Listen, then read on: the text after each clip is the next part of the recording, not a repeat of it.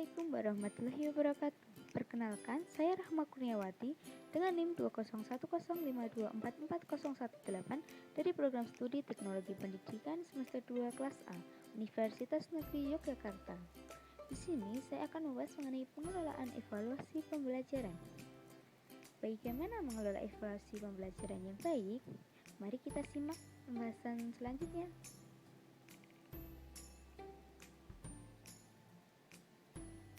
Apa itu pengelolaan evaluasi? Pengelolaan evaluasi pembelajaran merupakan suatu kegiatan perencanaan yang dilakukan untuk mengevaluasi atau menilai proses belajar siswa dengan didikan gurunya. Proses evaluasi pembelajaran terdapat dua macam, yaitu evaluasi hasil belajar dan evaluasi program. Evaluasi hasil belajar. Evaluasi hasil belajar merupakan kegiatan yang dilakukan untuk mengetahui pencapaian belajar dari peserta didik yang telah dilakukan dalam kurun waktu tertentu dan bertujuan untuk memperbaiki cara belajar peserta didik. Evaluasi hasil belajar mencakup tingkat penguasaan siswa terhadap tujuan pembelajaran yang ditetapkan, baik umum maupun khusus, yang ditinjau dari aspek kognitif, afektif, dan psikomotor. Kemudian ada prinsip evaluasi hasil. Yang pertama, prinsip keseluruhan atau kekomprehensifan, yaitu evaluasi pembelajaran akan dinyatakan terlaksana dengan baik apabila evaluasi dilaksanakan secara bulat, utuh, dan menyeluruh. Sehingga evaluasi belajar harus dapat mencakup aspek yang menggambarkan perkembangan atau perubahan pada diri peserta didik. Yang kedua, prinsip kesinambungan atau kontinuitas. Dalam prinsip ini, evaluasi hasil belajar yang baik adalah evaluasi yang dilakukan secara teratur dan berkesinambungan dari waktu ke waktu, sehingga akan menggambarkan kemajuan peserta didik. Yang ketiga, prinsip objektivitas. Dalam prinsip ini, menjelaskan bahwa evaluasi hasil belajar harus memenuhi unsur-unsur objektivitas penilaian atau terlepas dari penilaian subjektif yang mengarah pada kesalahan dalam melakukan penilaian. Yang selanjutnya ada teknik evaluasi hasil belajar yang terdiri dari dua macam, yaitu teknik tes dan teknik non-tes.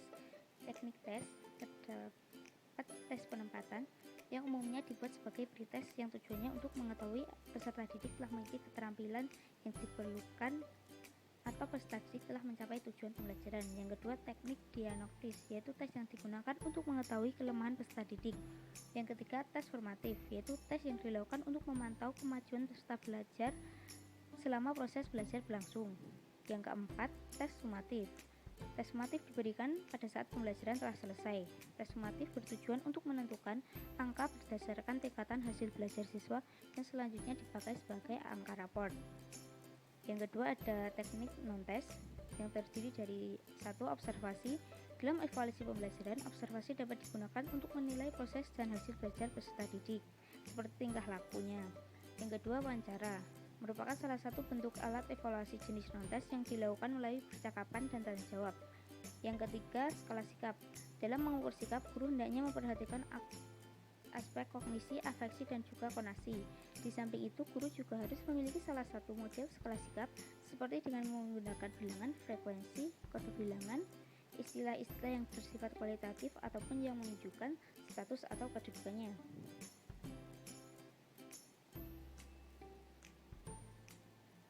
Kemudian ada evaluasi program.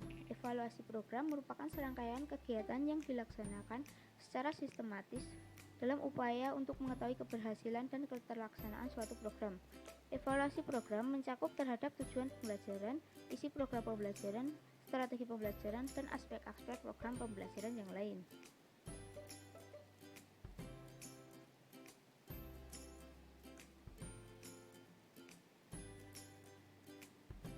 Kemudian ada prinsip evaluasi program. Yang pertama, prinsip komparatif. Prinsip ini menyatakan bahwa kegiatan evaluasi harus mencakup bidang sasaran yang menyeluruh, baik aspek personal, material, maupun operasionalnya. Kedua, kontinu. Program pembelajaran hendaknya dilakukan secara terus-menerus selama proses pembelajaran berlangsung.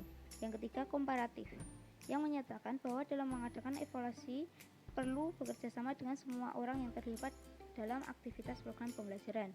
Yang keempat, objektif, Dalam mengadakan evaluasi program pembelajaran, penilaian yang dilakukan harus sesuai dengan kenyataan yang ada. Yang kelima, fungsional. Hasil evaluasi program tidak saja ditujukan untuk membuat laporan, tapi juga digunakan untuk memperbaiki situasi yang ada. Yang terakhir, diagnosis. Evaluasi pembelajaran hendaknya mampu mengidentifikasi kelemahan-kelemahan apa saja yang perlu diperbaiki dalam kegiatan evaluasi. Selanjutnya, fungsi pengelolaan evaluasi program.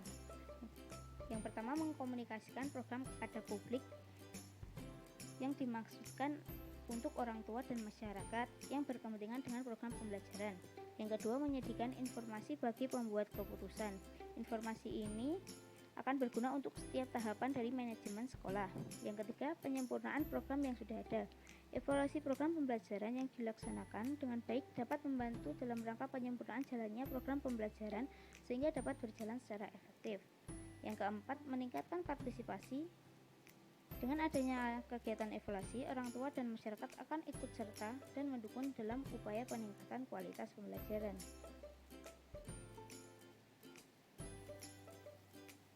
Terdapat berbagai cara agar pengelolaan evaluasi hasil belajar dan evaluasi program dapat berjalan sesuai rencana, yaitu dengan menerapkan dasar dan prinsip pengelolaan, memperhatikan tujuan evaluasi, serta memperhatikan aspek yang dinilai dalam pengelolaan evaluasi pembelajaran.